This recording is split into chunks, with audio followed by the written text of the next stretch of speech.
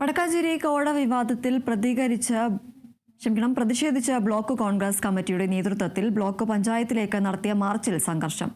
March block panchayat ഓഫീസിന് സമീപം എത്തിയപ്പോൾ പോലീസ് സ്ഥാപിച്ച ബാരിക്കേഡ് മറികടക്കാൻ പ്രവർത്തകർ ശ്രമിച്ചതോടെയാണ് സംഘർഷം ആരംഭിച്ചത്.